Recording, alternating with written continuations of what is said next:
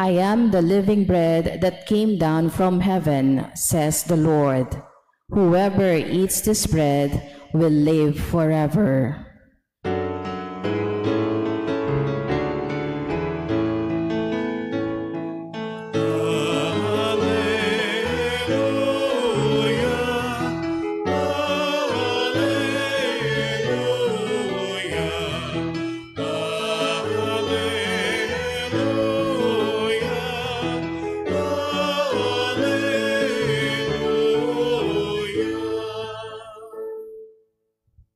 The Lord be with you. And with your spirit. A reading from the Holy Gospel according to Saint John. Glory to you, O Lord.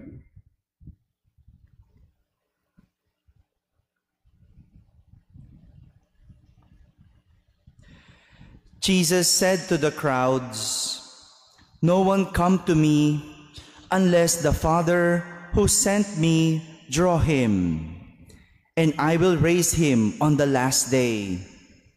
It is written in the prophets, they shall all be taught by God. Everyone who listens to my Father and learns from him comes to me. Not that anyone has seen the Father, except the one who is from God. He has seen the Father.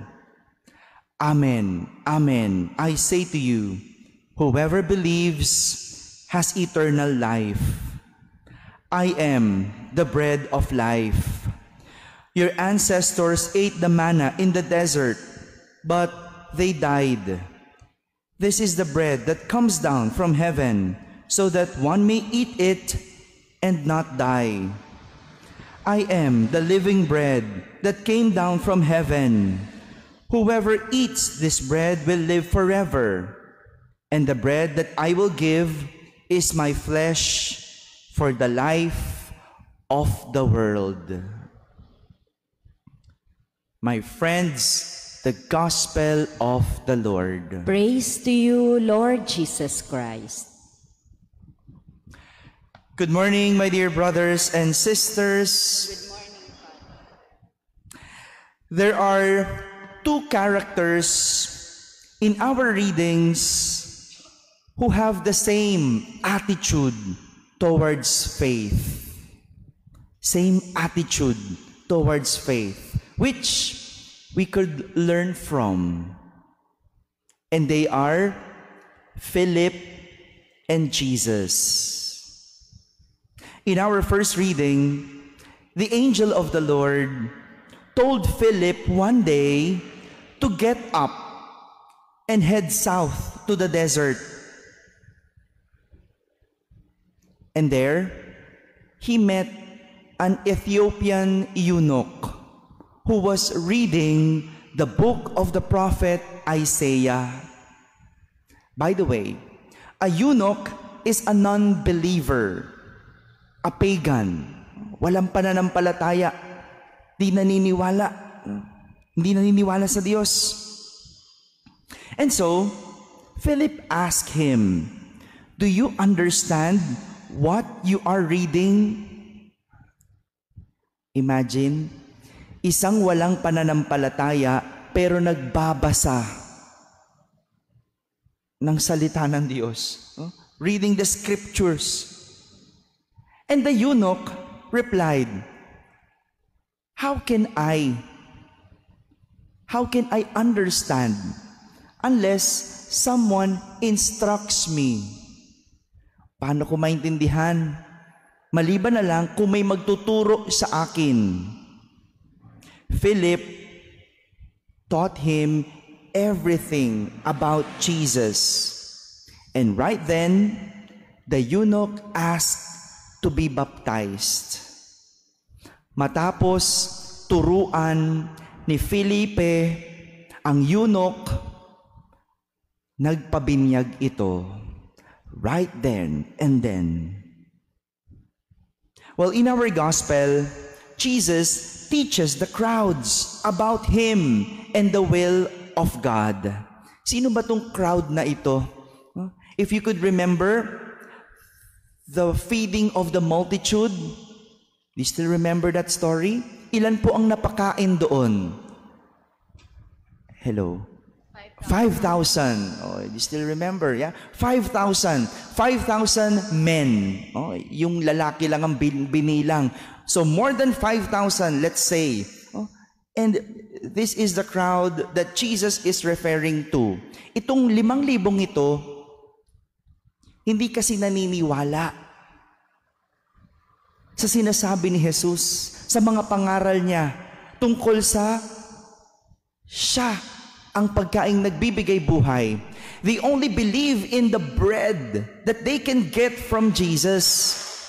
And so, the Jesus in our gospel is teaching them about himself, about the plans of God. And he told them, Amen, amen, I say to you, whoever believes has eternal life. Since Monday up to now, we keep on hearing the word bread of life. Paulit-ulit na tinuturo, paulit-ulit na sinasabi ni Jesus para sila'y maniwala na siya ang tinapay na nagbibigay buhay. And Jesus, like Philip, was teaching those who cannot understand. Like the eunuch, the crowds also had a hard time understanding and believing what Jesus told them, and Philip as well. But Jesus, like Philip, taught the crowds and never stops and even keeps on repeating his preaching about the bread of life, which can be received in the Holy Eucharist.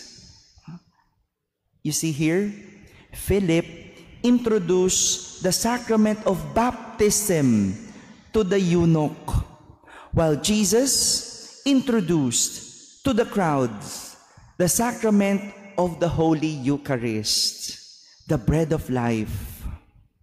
Look at these two characters. These two characters took the opportunity to speak and teach about their faith. They did not hesitate and were not afraid not to be understood.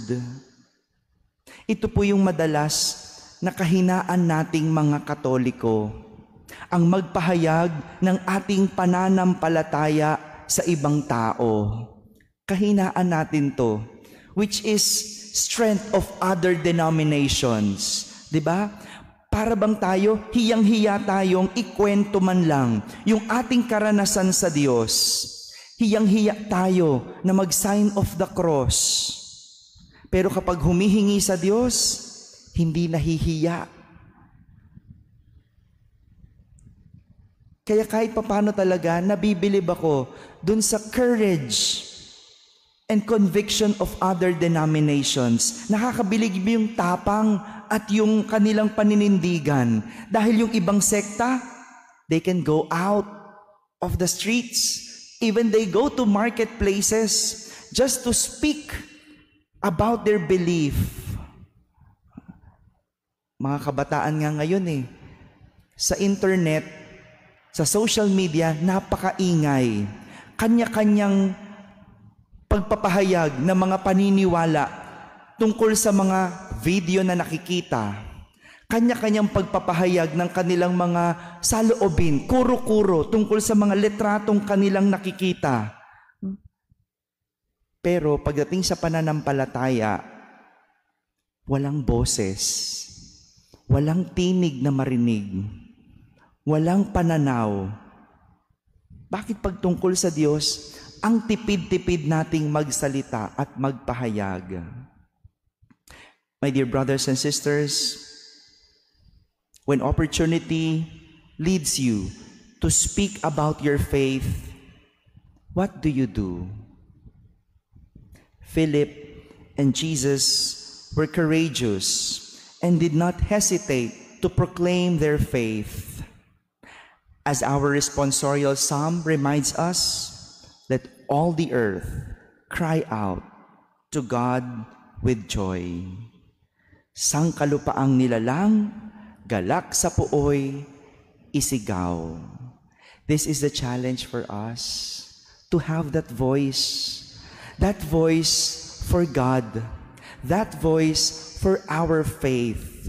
After all, we're not only Catholics because we need God.